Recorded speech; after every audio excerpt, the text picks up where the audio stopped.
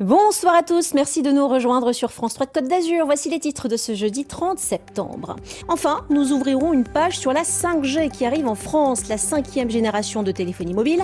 Un sujet polémique dont nous parlerons avec Laurent Lancard-Castiel, secrétaire départemental des écologistes 06. On ouvre à présent notre page consacrée à l'arrivée de la 5G en France, la 5e génération de téléphonie mobile. La procédure d'attribution des fréquences aux grands opérateurs a été officiellement lancée hier en France. À Monaco, la 5G est déjà effective. On peut donc en mesurer les effets sur les usages des consommateurs, même s'il y a pour le moment très peu de téléphones 5G en principauté. Laurent Monet avec Loïc Plage. À Monaco, la 5G n'est plus un rêve, mais une réalité depuis un peu plus d'un an. Dans les faits, rares sont les utilisateurs à en bénéficier. Monaco Télécom, l'opérateur qui déploie le réseau, ne communique d'ailleurs aucun chiffre. Albert, vous pouvez revenir en visible et vous reposer, merci. Chez les pompiers monégasques, c'est pourtant une réalité. Dans la cour de cette caserne, 2 pompiers manipulent un drone. Il est utilisé régulièrement pour des reconnaissances en appui aux interventions. Essayez de tourner vers la gauche, lentement. Les images arrivent ici.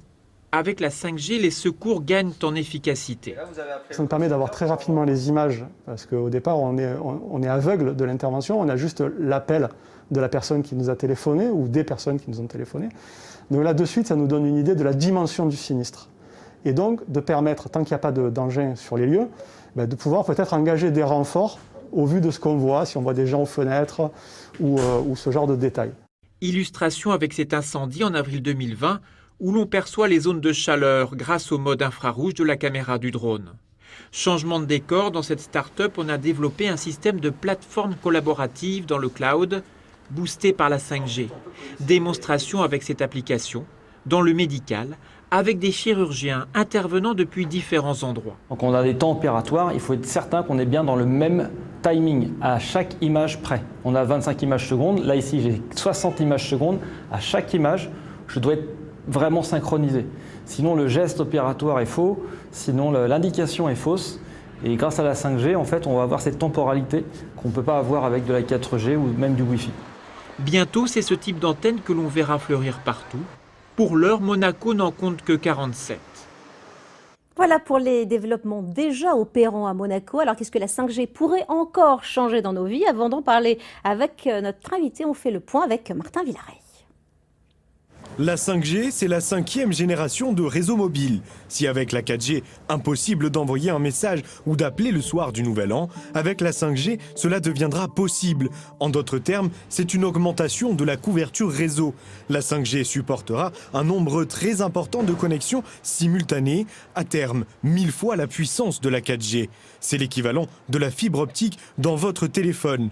La 5G permet de regarder des films en HD et même des documentaires immersifs depuis votre smartphone ou encore jouer à des jeux de réalité virtuelle ou augmentée. Pour bénéficier de ce très haut débit, les forfaits de téléphone seront plus chers et il sera nécessaire de s'équiper de nouveaux smartphones compatibles avec ce réseau. Et pour aller plus loin sur le sujet, notre invité ce soir est Laurent Lancard-Castiel. Bonsoir à vous, vous êtes secrétaire départemental des écologistes dans les Alpes-Maritimes. Alors j'ose la question, vous êtes plutôt amiche ou plutôt hyper connecté? Écoutez, je pense que les deux peuvent le faire.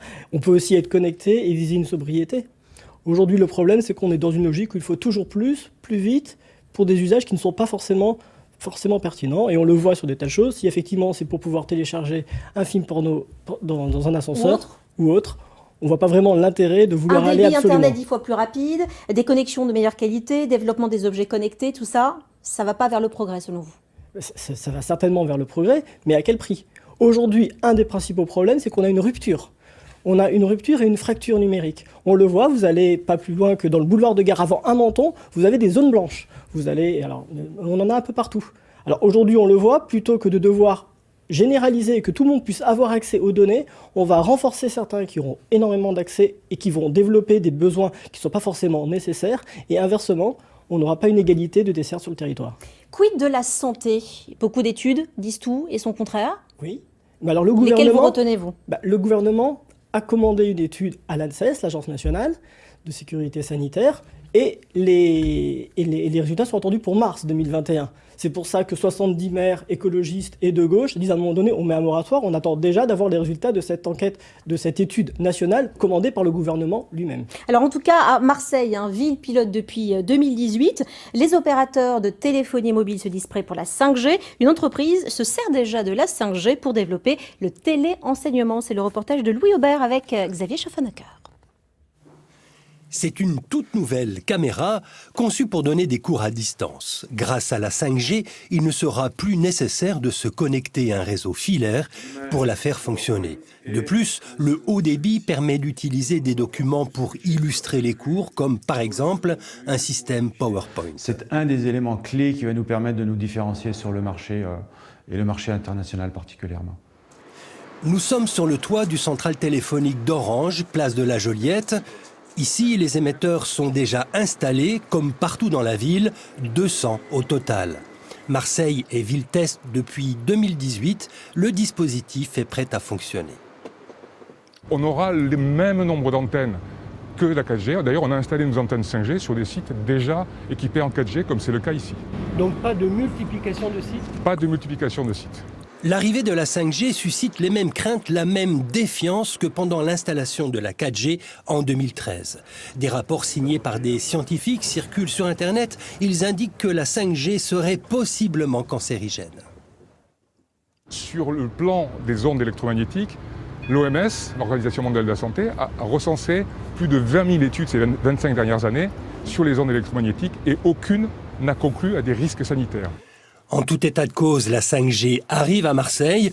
Ceux qui le souhaitent pourront en bénéficier dès la fin de l'année. Laurent Lancard-Castiel, est-ce que vous êtes sensible à l'argument écologique des pros 5G, c'est-à-dire qu'à terme, on ferait 90% d'économie d'énergie parce que la 5G consommerait 10 fois moins que la 4G? Alors c'est vrai dans l'absolu avec l'usage actuel.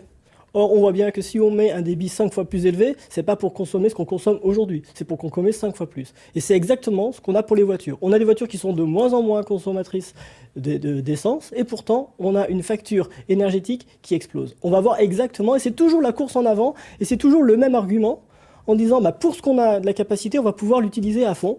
Et du coup, vous imaginez bien que si vous avez une capacité de 5G, vous n'allez pas l'utiliser en 3G.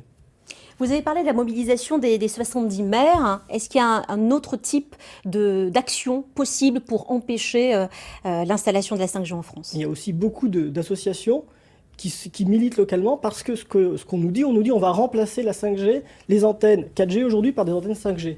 Sauf que l'antenne 5G et l'émission de 5G est plus courte, a une portée plus courte. Donc soit ça veut dire qu'on va créer des trous où les gens n'auront pas accès, soit on va ajouter encore des antennes relais.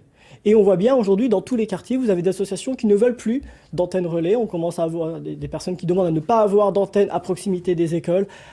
Et donc on voit bien qu'aujourd'hui, on a vrai ce problème-là et plus personne pour en parler. Est-ce que vous êtes contre ces antennes relais au point d'en brûler, comme ce fut le cas en juin dernier à Contes?